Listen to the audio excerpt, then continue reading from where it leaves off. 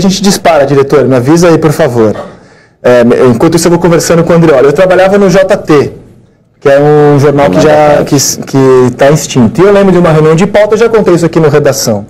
Cada repórter levava o assunto que queria cobrir. Eu cobria Corinthians, o Cosme Rimoli cobria Palmeiras, Vinícius Mesquita São Paulo. Hoje eu queria sugerir uma entrevista com o Marcelinho Carioca, tal.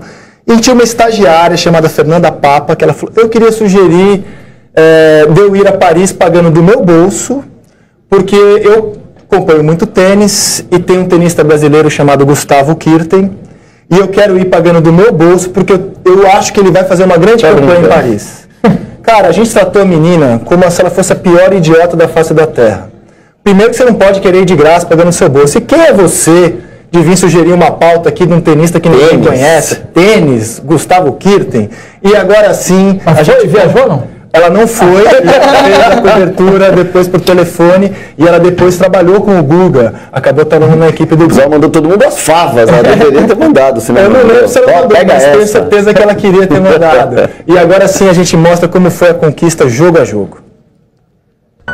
Guga chegou à França como número 64 do ranking da ATP. Fernando Meligeni era 89. A imprensa brasileira acompanhava os dois com a mesma atenção. Na estreia, Guga passou fácil pelo tcheco Slava Dozedel, que estava uma posição abaixo dele. Foi 3-0. A segunda vitória foi contra o sueco Jonas Bjorkman, 3-1. Ele era o número 23 do mundo, mas o espaço para o tenista brasileiro ainda era modesto, e falar em título ou algo do gênero ainda era coisa de maluco. Na terceira rodada, o impossível foi se tornando realidade. Guga bateu o austríaco Thomas Muster em 5 sets. Chegou a estar perdendo o set decisivo por 3-0. Muster era o quinto do mundo, campeão na França em 95. Já tinha sido líder do ranking mundial e ostentava título de rei do saibro. Roland Garros era obrigado a prestar atenção no surfista de Floripa.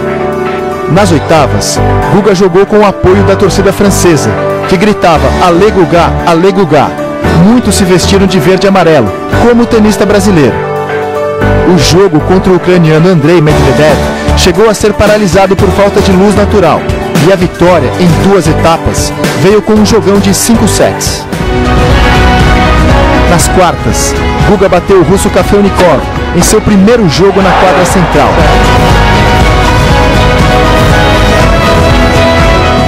Na semifinal, Guga venceu o belga Felipe De Wolf, que tinha vindo do Qualify, ou seja, era mais zebra que o próprio Guga. A vitória foi por 3-1.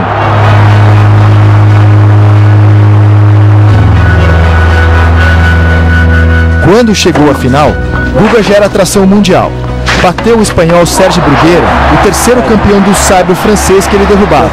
Em sua campanha, Guga simplesmente deixou para trás os donos dos últimos 4 títulos em Roland Garros.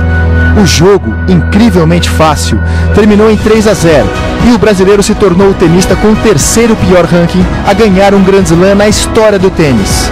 Passou para 15º do ranking e o resto é história.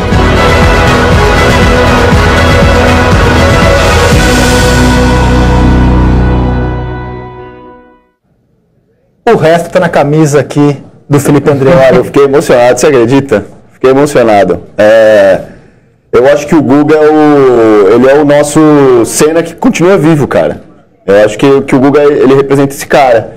É um cara que você não tem uma coisa para falar, um exemplo para molecada, um exemplo, né, de esportista, de ser humano, assim. E quando eu tive a oportunidade de conhecer o Guga, cara, a primeira vez que eu entrevistei o Guga, eu fiquei tão nervoso. Eu trabalhava pelo CQC, que era um programa que você tinha que ironizar, brincar, de sacanear de alguma forma.